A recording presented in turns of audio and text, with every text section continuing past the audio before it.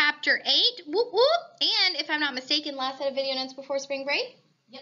Yes. Okay, so we are going to be talking about Hellenistic culture today, and it matters because Hellenistic cities became centers of learning and culture.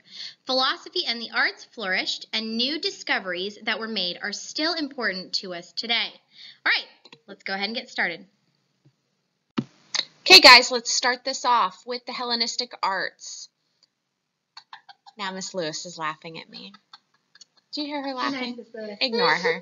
Ignore her. So Alexandria became the capital city of Egypt. It also became a major meeting spot for many scholars and artists and sculptors and painters. So during the Hellenistic era, Hellenistic cities such as Alexandria in Egypt became the centers of learning and the arts. The Library of Alexandria contained more than 50,000 scrolls, and the Lighthouse of Alexandria stood more than 450 feet tall.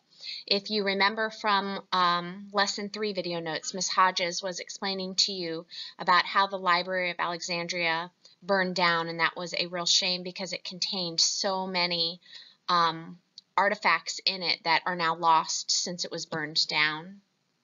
That's all for me. Bye. All right, guys, so now that Miss Tickle has made it very clear that she has done and moved on, let's go ahead and talk about some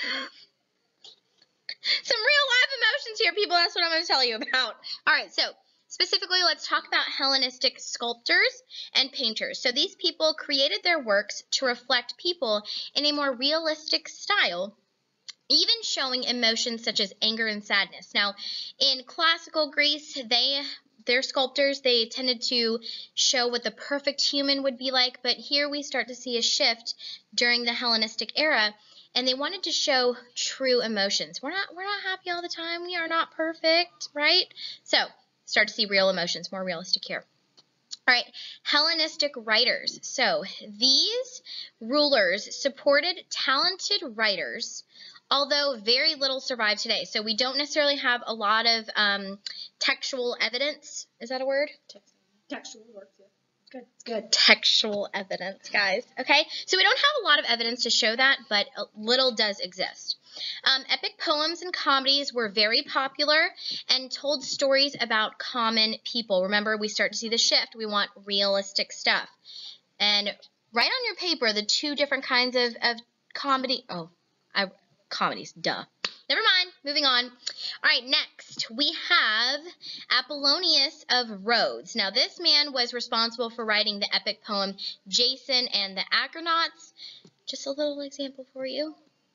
And then we have Menander, and this guy was best known for the playwright of the Hellenistic Angel. Okay, clearly back on this Hellenistic train, right? Moving on. Right.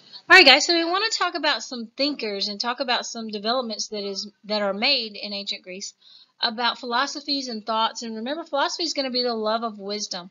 And so we have some more people who are great thinkers and bring about some ideas that tell us about what they thought was important and how they viewed themselves in context with the rest of the world. So two main streams of thought come out. One is Epicureanism, and it's developed by a guy named Epicurus, and he taught that finding happiness with your friends should be your goal. You should limit your wants and you should live simply. That sounds like some other guys we've heard before in the past, and about limiting and what you want and walking in that middle of the way kind of deal. And so that's Epicureanism. But then the one that most people are more familiar with is the Stoic point of view. And we still use this word today in our language, and we've talked about how that Greek words have come around. I thought I could do it in a minute. I was trying to do it. That's the second bell. Hope you guys are going to have a great weekend because that was the second bell for you guys to go home. But Stoics are very almost Spock-like. We got Spock here looking at his logic ideas, and they believe that people who are guided by your emotions are going to be unhappy, and logic should guide your decisions. And it is true, your feelings will change, but sometimes even though your circumstances don't change, your feelings about those circumstances can change. And so if you're unhappy about something, give yourself some time, but don't make decisions while you're unhappy. Think about it for a little bit before you make that decision. So it was developed by a guy named Zeno, and he believed that people who were guided by their emotions live unhappy lives, and that logic should guide your decisions. All right, guys, so there's 2 main streams of thought in ancient Greece. See you in the class. Bye. So remember that the ancient Greek philosophers were really concerned with figuring out how the world worked and using our brains, our minds to do that, and not just relying on mythology and the gods and all of that. So during the Hellenistic period, we see that develop even more than just our big thinkers and philosophers like Socrates and Plato and Aristotle. We get what are really considered the first scientists, people who are exploring the world and trying to figure out the way that the world works using just pure math and logic. So we've got several to go over here, but a lot of these have benefits or had products that we use today. So Archimedes is our first, and Archimedes explained physics, the lever and the pulley, and physics is just the study of how the world works and how physical objects interact with each other. So Archimedes, his development of physics helped us with everything from the space program to just basic things like how to make work easier using levers and pulleys and all of that. We also had some people who were studying the stars. For example, Aristarchus. He came to the conclusion that the Earth revolves around the sun. Early on in a lot of history, people thought that the sun revolved around the Earth because we see it moving, or what it seems to be moving throughout the sky. But Aristarchus noticed several different things that led him to believe that instead the Earth is going around the sun. We see him explaining that model right there. Another ancient Greek scientist and astronomer was Eratosthenes, and he described how the Earth was round.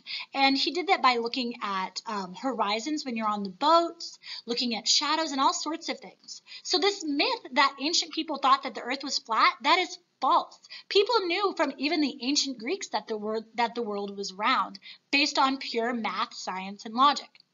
Speaking of math, the next guy, Euclid, has a theory that you probably, or has a lot of resources rather, that you probably use already because he wrote a book about geometry.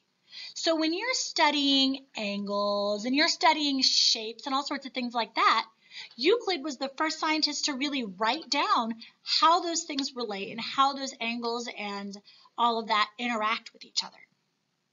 We also have people like Hipparchus, who created a system to explain how the planets and stars move. So he's kind of tied in with people like Eratosthenes and Aristarchus looking at the sky.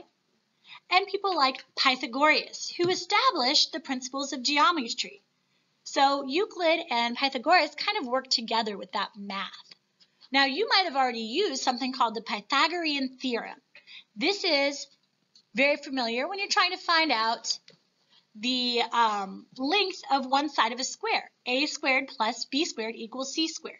So some of you might have even learned how to do that in math, and I'll bet you never thought that it tied all the way back to the ancient Greeks.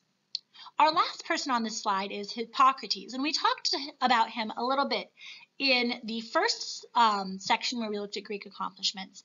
But he's another father. He is the father of medicine. So far this chapter we've had the father of medicine, we've had the father of history with Herodotus, and then in Greece we also had the father of democracy with Cleisthenes. So all these fathers, you know, they're all coming from ancient Greece here. But Hippocrates wrote down a medical code of good behavior. He wrote down a list of rules that doctors should follow. And today, when you become a doctor and you get your medical license, you take an oath or a promise called the Hippocratic Oath. And it says that first, you will do no harm. You will never do anything to hurt another person. But you also protect your patient's rights and privacies and make sure that they're taken care of as well. All right, guys, so we're getting ready to do our last slide, but I needed to tell you that Miss Tickle said that Miss Lewis doesn't share her M&Ms. She doesn't. See? I can't get not one out of her. No M&Ms, so Who wants to share these? if you any of you guys want to bring Miss Tickle some peanut M&Ms because nobody's sharing with her, it would be good. Don't do it. All right, guys, so here's your last slide. By the year 200 BC, the Romans had started to take over much of Italy, and they eventually conquered all of Greece. However, they kept and spread many aspects of the Greek culture. We've talked about this idea of cultural diffusion over and over, and this one's really important for us, guys, because Greece influences Rome so much, and Rome keeps a lot of their culture and a lot of their ideas, and they incorporate that into the Roman culture, which eventually becomes the culture that influences Europe, which eventually influences us. That's why so many of our things in our culture and our buildings and our architecture copy what comes from Greece, and they look very similar. So here's your hot question. Compare the Stoic and Epicurean views about life. Which of these views appeal to you more, and why so? So that's the one that I talked about, Stoic being very unemotional and approaching things very logically, and Epicureanism says that you should be happy in your life and you should follow your dreams and don't worry about anything and just be happy. So go back to the slide if you need to, and also look in your book if you need to, and answer and comparing these two views of life. So there's a lot here. Compare the Stoic and Epicurean views, and then which one do you like? So this is at least a 4 sentence answer, guys. You just can't do this one real quick. So make sure that you're using the appropriate terms, not using pronouns, using proper nouns to describe your information and describe your point of view. All right, guys, have a great weekend, and we will see you soon. Bye. Yeah, no. 12-year-old mom or your maid, clean up after yourself, don't mess with my stuff. Quoted from Miss Todrick, not your mom or your maid.